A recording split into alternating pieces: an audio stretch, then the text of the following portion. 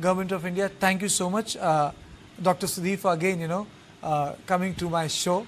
Let me straight away go to Dr. Sudhir Krishna first, sir. The larger picture. So what is happening? Did we get our urban planning wrong? Are we getting our larger war against climate change wrong?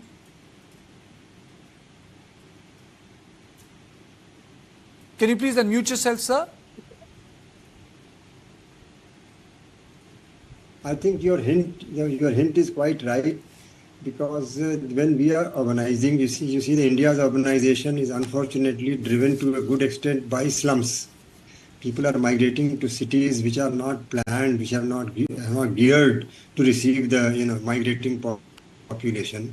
So and these slums are normally, in a most haphazard way, they are on the sides of the embankments of water bodies, or in the open area, green areas, which are public properties. Or so as a result, what has happened is a construction on one hand, and where planned development is also there, I think green cover is not much, and water bodies are also vanishing in the cities, and construction activities are such that it is opening up the surface of the earth. So dust also, along with heat, we are getting huge winds, and the winds with the exposed surfaces of the construction activities and garbage and so on, the dust also.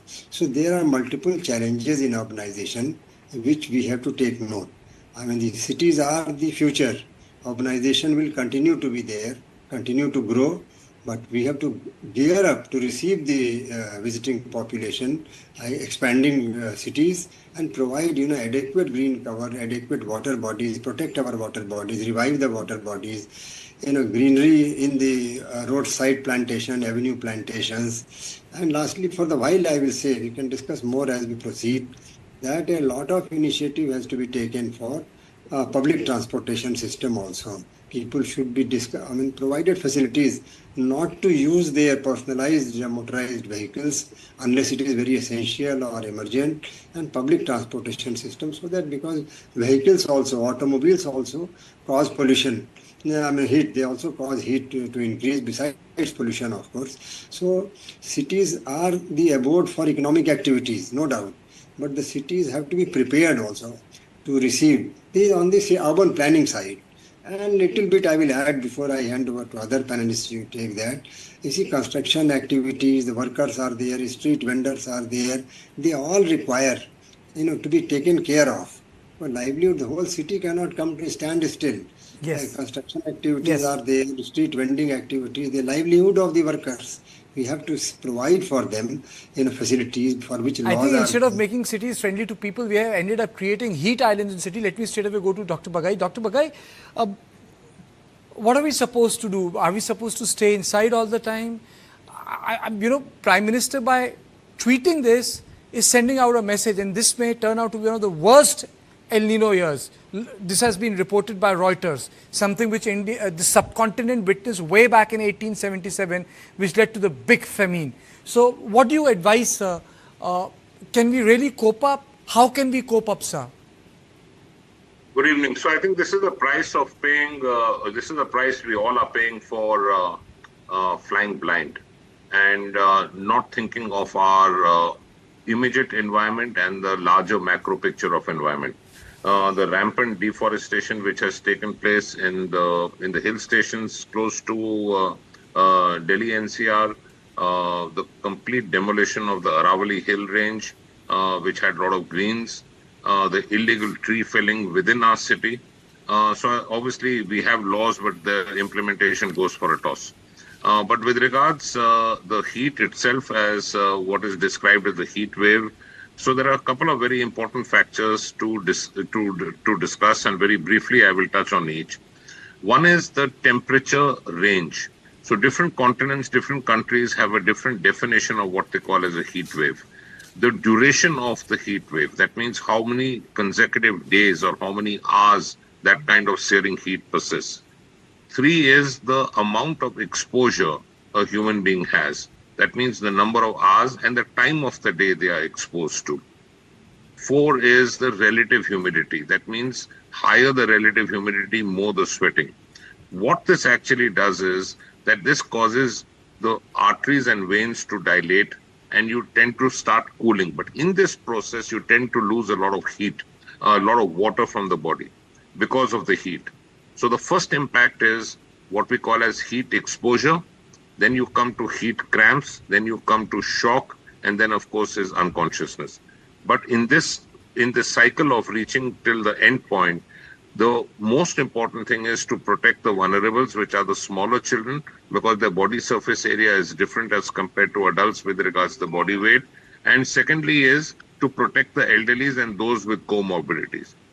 Having said that, the heart can get affected. You can have palpitations, you can have high heart rate, you can have hypertension episodes, you can have respiratory distress.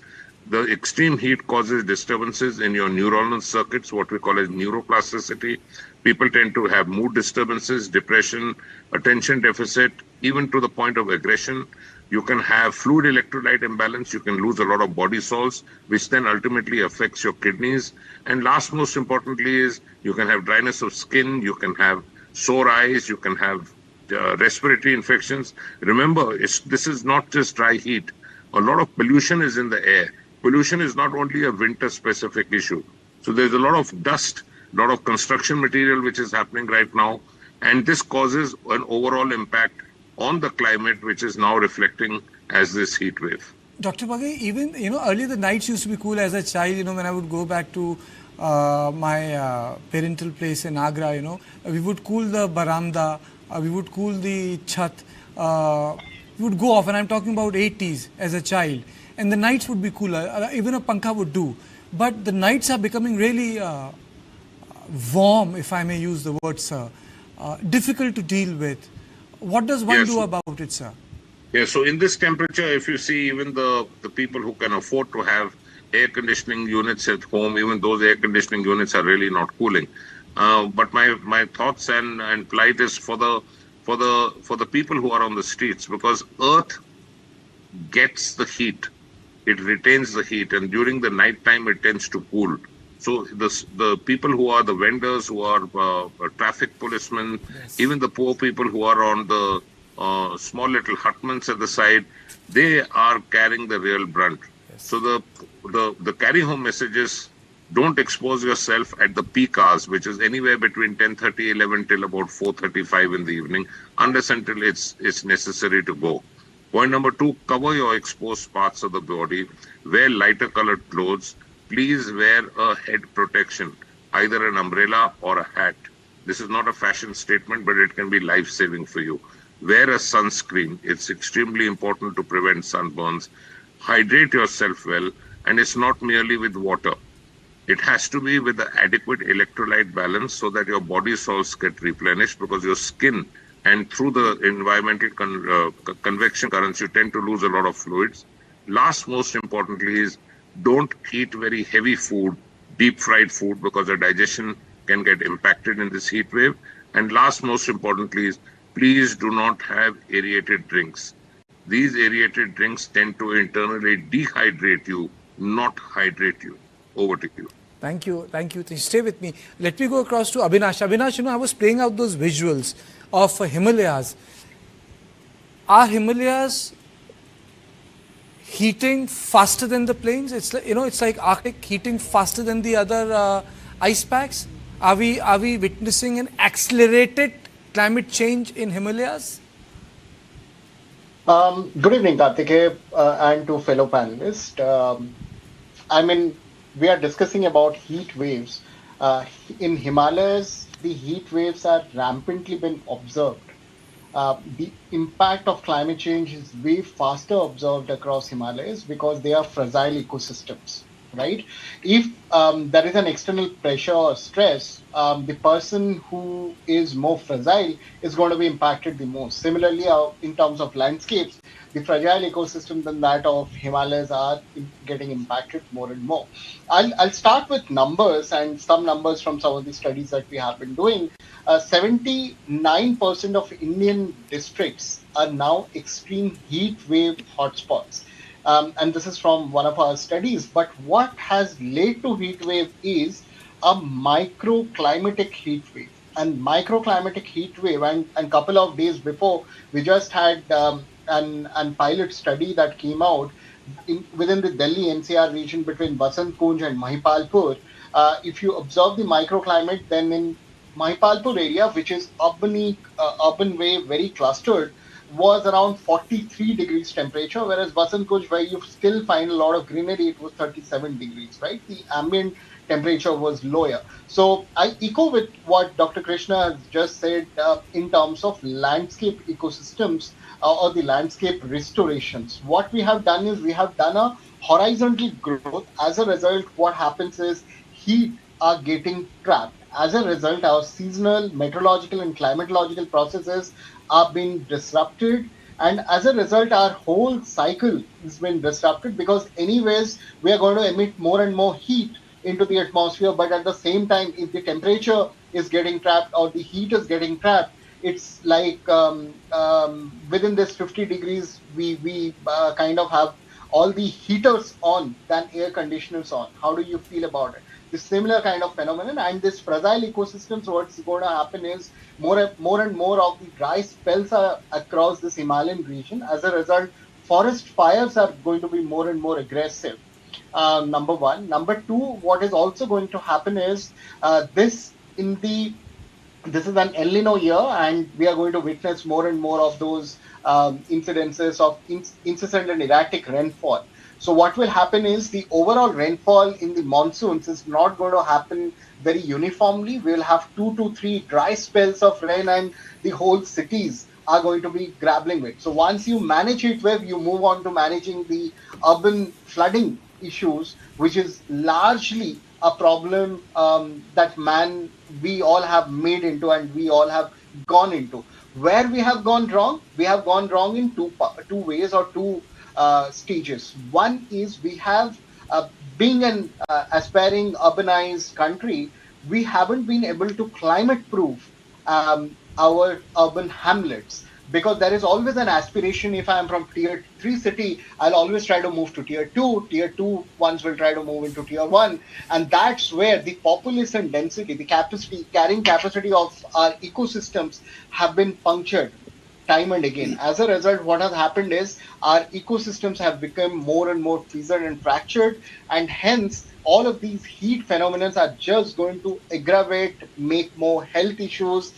We are going to lose more and more jobs, largely 35 million jobs by 2030 is some of the estimates from the studies that have come down. India is going to lose. Now, with all of these advisories, this is very good. But with Dr. Bagai, I completely echo. We are not going to only sit. We also need our economic activities to be moving on and running on. How do we get our bread and butter? There's one more aspect to it. If you look at the heat map, out of 50 hottest cities, more than I think 40 or 44 were in the subcontinent. Dr. Sudhir Krishna, because of geographical positioning in the Himalayas, the entire subcontinent is also heating faster. So I don't think long-term planning is required. I think real short-term work needs to be done for ensuring that the heat islands that have sprouted in the last 10 years, something needs to be done about them, because in next 10 years these cities will become unbearable, unlivable. I think the solution, you rightly said that the long-term solutions are to be pursued, but we should not lose sight of the immediate solutions also. We should pursue both. Now, among the immediate solutions, I would say people have also to cooperate. I mean, to begin with, I put the rider. For example, when the buildings are designed, there's kind of veranda is there, balconies are there, which serve multiple purposes, including circulation of air. But you notice that people close the balconies unauthorizedly. As a result, there are multiple challenges. Recently, we saw so many cases where the fire accident happened and the fire system, the fire personnel could not enter the apartments because the balconies were closed with grills and so on. So, and that is a fireside hazard. But even the heat issue also, the air circulation is very necessary. So, while we can blame the nature for the climate change and so on, that may be right also. But such things are there. And the second thing is when the cities require at least 10% of the city should be green. At least, actually, the URDPFI guidelines of the Ministry of Housing and Urban Affairs recommend. So you would that be it knowing, should be 18%. does any city qualify that? Bombay, Mumbai, Bangalore? Yeah, two cities straight away, 2, 3 I can name which qualify. One is Delhi. Okay. And Delhi is among in the larger cities, Delhi is number one. But if you go to smaller cities, even Chandigarh has got more than 25% of area as green. Yes. And even Gandhinagar has got, but these are smaller cities. But even in Delhi, though more than 25% area is green, but it is not spread uniformly. Because there are areas where in slums, good part of East Delhi and so on, good part of Delhi has got slums, where this ratio is just like maybe much lower in single digit also, 3%, 2%, if at all it is there. So, therefore, I think maintaining green, it doesn't cost much. We can plant trees here and there where public spaces are available on both sides of the streets and roads. We can plant trees, and it doesn't cost much. And whatever cost is there, good part of it is for labor employment also. It gives employment to people. Afforestation gives employment to people. It improves quality of life, improves environment. I mean, you name the benefits. I'm running short of time, but there's one question which I really want to ask Dr. Bagai, because we journalists also have an erratic schedule. Sir, do warm nights, do they have the capacity to impact your organs, sir? Like kidney or the heart? Absolutely. I think it definitely impacts short-term, mid-term and long-term. People with this kind of extreme heat also have neurological and adaptive behavior changes, mood changes, concentration and attention deficit. But a very quick point, if I may, with your permission, add is, I think the way we need to adapt in winter because of the cold and fog, and I think we also need summer adaptations. So we need to learn from the Gulf countries. When the construction activities occur there, it begins at 5:30 in the morning in summer months, and it takes a pause at 1 p.m. And then it begins again at 6 in the evening, and it continues till 10. The entire city shuts down for 2 to 3 hours during the afternoon time. This is to protect the exposure to the heat. We can't have business as usual with these extreme, non-compatible with life conditions, with this kind of sustained heat. You can have a couple of hours of extreme heat and then recover. But if you have 48 to 72 hours of temperatures beyond 45, this is non-compatible with life. It does affect every body organ for sure. Thank you. And a closing statement from Avinash. Do you think that do we need so many highways in the Himalayas, making every part accessible? Do we need them?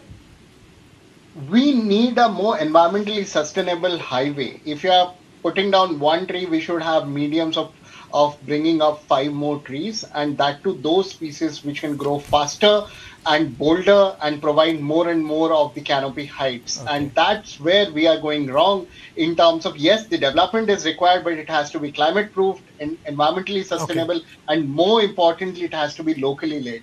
That's where we are missing the buzz cut. Okay. I really run short of time. Thank you all of you. Thank you, Dr. Bagai. Thank you, Dr. Sudhi Krishna. Thank you, Avinash, for joining me. This is all I had on Point.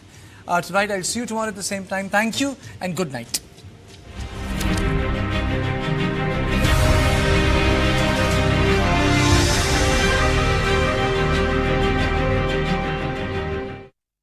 It's not just about access. It's about health, dignity and equality. From classrooms to workplaces, why do periods still limit millions of girls? A special Menstrual Hygiene Day telethon. Join the national conversation May 28th. The Sheconomy Agenda Period Power. Only on News 9.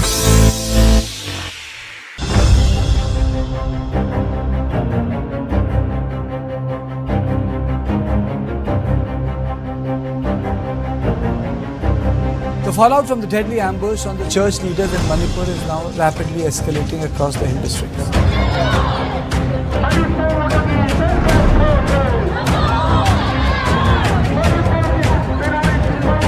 Unfortunately, the government has not taken appropriate action still.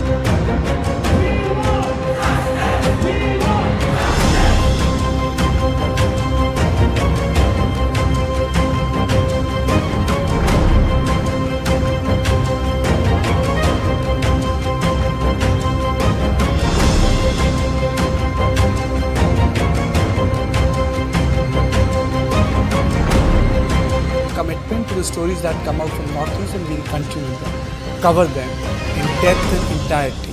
News 9, in your interest.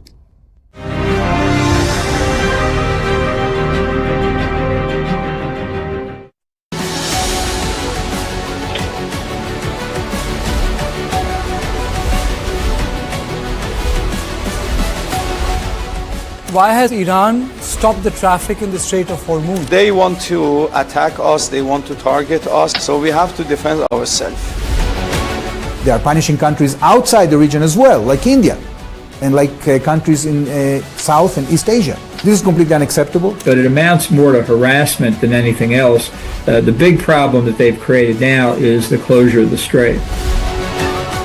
Ultimately, the main purpose of this exercise is, frankly, to prevent Iran from obtaining a nuclear weapon. We have to watch them carefully and closely as Israelis, but we have also to be patient and understand this is the nature of negotiations when it comes to Iran.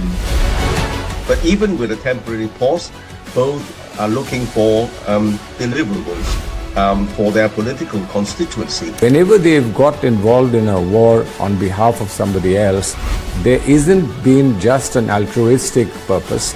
They've been involved in it for their own purpose as well.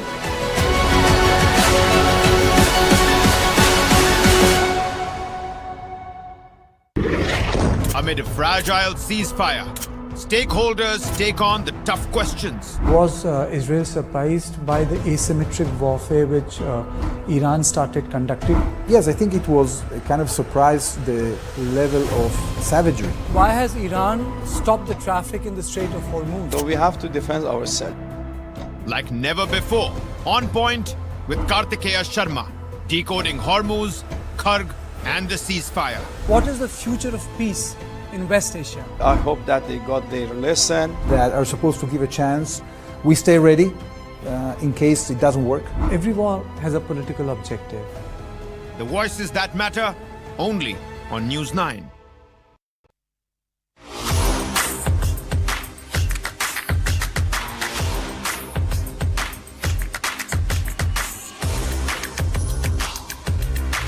This is India's #1 news network, and you're watching News 9.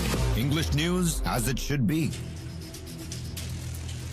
Hello there, thanks for tuning in to your favorite news destination. You're watching In Your Interest with me, Kabir Naqvi. Tonight on In Your Interest, first up, Bakrid tensions that have exploded into a political flashpoint in Mumbai's Mira Road and in Karnataka. That's our second segment. After marathon meetings, the signals are emerging. It's quite clear. Months of suspense coming to an end. Is the Congress finally changing its chief minister? We're going to decode all of that. Two big political stories, two sharp debates. But before that, the top headlines we're tracking for you.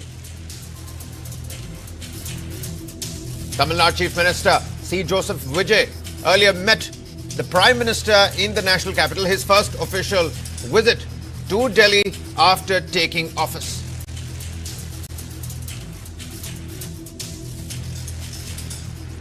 The Defence Ministry issues request for proposal for India's indigenous 5th generation advanced medium combat aircraft fighter jet project. L&T, Bharat Electronics, Tata Advanced Systems, Bharat Forge amongst the shortlisted bidders for the mega stealth combat aircraft. Air India slashes number of flights scheduled for June and August. Airline company to cut 22% domestic flights, cites rising fuel prices as the main reason. Iran state TV claims Tehran has received a draft framework for a possible memorandum of understanding with the United States. But reports say the proposal includes restoring commercial shipping through the Strait of Hormuz and withdrawal of US military forces from Iran's vicinity. Where have we heard that before? And Congress leadership buzz intensifies in Karnataka as AICC in charge Randeep Singh Surjewala arrives in Bengaluru. Surjewala urges the media not to speculate. Easier said than done. Says no legislature party meeting has been called and no decision has been taken yet on the leadership change. But we've got exclusive information, some of those important bites as well. That's our second segment. Don't go anywhere.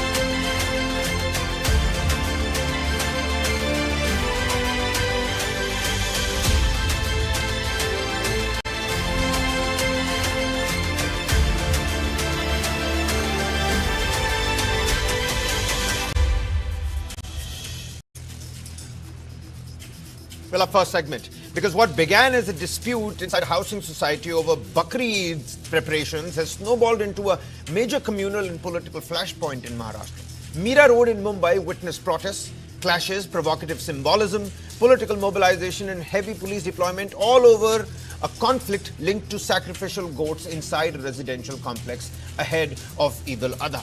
Now, one must ask, was this a genuine civic disagreement over residential rules or sensitivities, or was a local dispute deliberately escalated into a communal confrontation?